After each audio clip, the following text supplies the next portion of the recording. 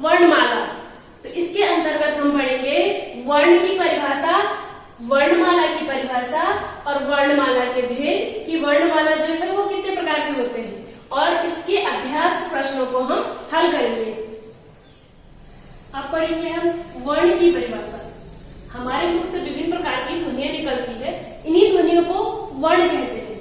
इसकी दूसरी परिभाषा बनेगी छोटी से छोटी ऐसी ध्वनि जिसके टुकड़े नहीं किए जा सकते हैं वर्ण कहलाती है, जैसे अ, ई, क, ख आदि। उसके बाद है वर्णमाला की परिभाषा। वर्णों के व्यवस्थित रूप को वर्णमाला कहते हैं। वर्णमाला के भेद, वर्णमाला के दो भेद होते हैं। नंबर 1 होता है स्वर और दूसरा होता है व्यंजन। अब पढ़ेंगे हम स्वर। स्वर वो होते हैं, स्वर जो होते हैं स्वतंत्र रूप से बोले जाते हैं, उन्हें स्वर कहते हैं। उन्हें बोलने के लिए किसी की सहायता नहीं लेनी पड़ती है। और स्वर हिंदी में 11 होते हैं, अ, आ, ई, उ, री, ए, ऐ, ओ, औ। अब पढ़ेंगे हम सेकंड नंबर पे व्यंजन। तो व्यंजन जो होते हैं, व्यंजनों को बोलने के लिए हमें स्वरों की सहायता लेनी पड़ती है, उन्हें व्यंजन कहते हैं। तो हिंदी में व्यंजन 33 होते हैं, जैसे यहाँ पे लिखा हुआ कवर्ग। कवर्ग में आएंगे क, ख, ग, घ, ग। फिर चवर्ग, चवर्ग में आएंगे च, छ, ज, झ, य। फिर टवर्ग लिखा हुआ है ट, ठ, ड, ढ, ण। तवर्ग में त, थ, द, ध, न। फिर पवर्ग है प, फ, ब, भ, म। फिर यहाँ पे है य, र, ल, व, श, श, ह। अब देखिए संयुक्त व्यंजन। संयुक्त व्यंजन दो व्यंजनों से मिलकर बनता है, उन्हें हम संयुक्त व्यंजन कहते हैं। हिंदी में संयुक्त व्यंजन कितने होते हैं? 4 होते हैं। कौन कौन से? अक्ष, त्र, ज्ञ और श। जैसे अक्ष को हम लिखेंगे का प्लस स। इसके बाद एक स्वर लगता है, उसको लिखेंगे हम आ। इसका उच्चारण करेंगे हम आ का, फिर यह बनेगा अक्ष। वैसे ही त्रा लिखेंगे तो यहाँ पे ता होगा, ता को हलंत करेंगे, फिर प्लस होगा, फिर रा लिखेंगे, रा को भी हलंत होगा, क्योंकि ये जो हलंत होता है ये क्या होता है, इसका उच्चारण आधा में होता है। फिर यहाँ पे आ लिखेंगे, फिर बनेगा त्रा। फिर है ज्ञ। ज्ञ को लिखेंगे हम जा, जा को भी हलंत करेंगे, फिर प्लस लिखेंगे, फिर या लिखेंगे, फिर प्लस लिखेंगे, फिर आ लिखेंगे, फिर इसका उच्चारण पूरा हो जाएगा, फिर या लिखेंगे, क्या बनेगा या। फिर होगा श। सा, जैसे सा लिखेंगे, सा को हलन करेंगे, फिर रा, रा लिखेंगे,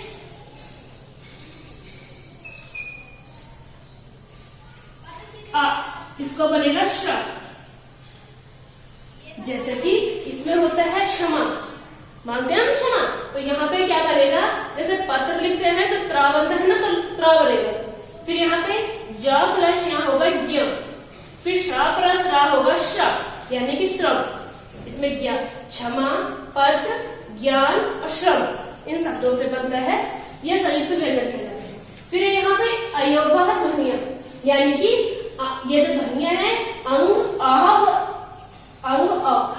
अंग जो होता है अनुनासिक होता है अनुनासिक। इसकी ध्वनि जो होती है वो किससे निकलती है? सिर्फ नाक से निकलती, बोलते हैं हम अंग, होता है ना, जैसे अंगूर निकलती है अंग, ऊपर का जो बिंदी है वो किससे निकलती है? नाक से निकलती है। तो अंगूर और अंग, इन दोनों को हम क्या कहेंगे? अनुस्वार। ये ऊपर हमने क्या लगा रखी? अनुस्वार लगा रखी है। उसके बाद है लगाते हैं जिस चंद्रबिंदु होती है, जिसको बोलते हैं हम चंद्रबिंदु, तो उसको हम क्या बोलेंगे? अनुनासिक। इसकी ध्वनियां जो होती है वो मुंह से भी और नाक से भी, दोनों से निकलती है। जैसे चांद, नाक से भी उच्चारण होता है और मुंह से भी होता है। तो जैसे क्या है? चांद। दूसरा क्या है? आंख। तीसरा है यहाँ पे आह दे रहा है ना, तो आह किसका उच्चारण होगा? विसर्ग। तो विसर्ग में किसका, इन ध्वनियों में किसका उच्चारण होता है? हा का उच्चारण होगा, तभी उसे क्या कहेंगे? विसर्ग कहेंगे। जैसे प्रातः और अतः,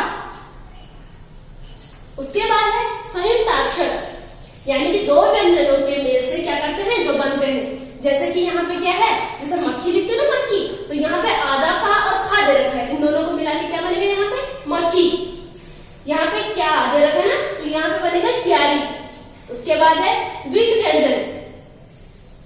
द्वित व्यंजन, द्वित व्यंजन मतलब दो व्यंजन जहां पे होते हैं सेम व्यंजन होगा।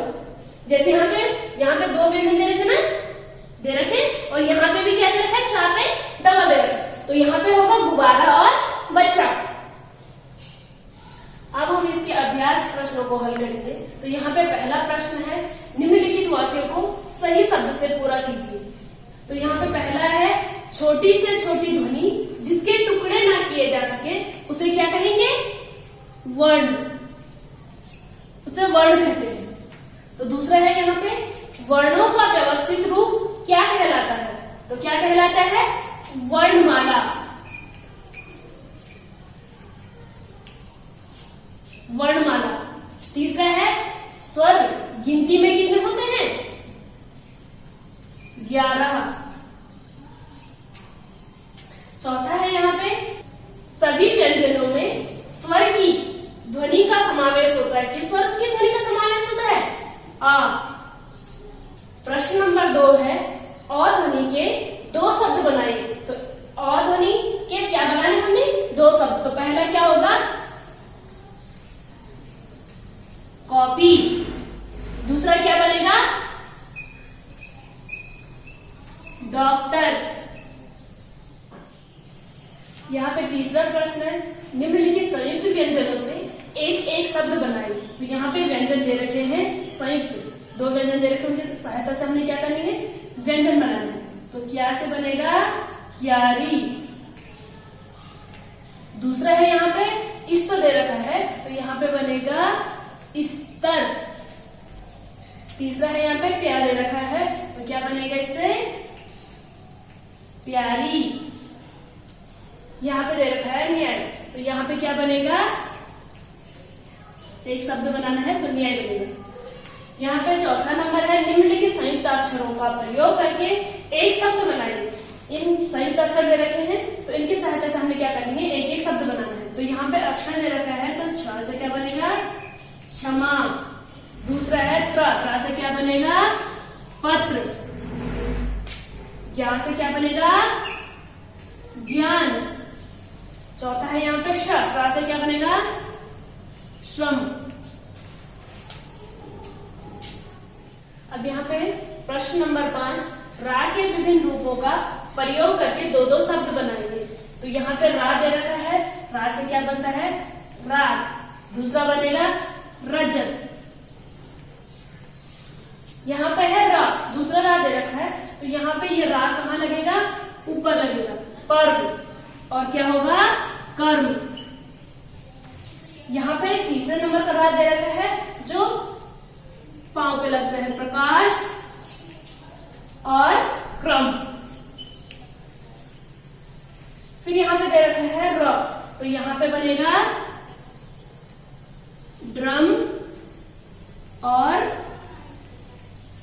राष्ट्र। अब यहाँ पे आपका पाठ 2 समाप्त होता है, और इस पाठ को आप पुनः दोहराएंगे। उसके बाद आप इस पाठ को अपनी कॉपी में हल करेंगे। धन्यवाद।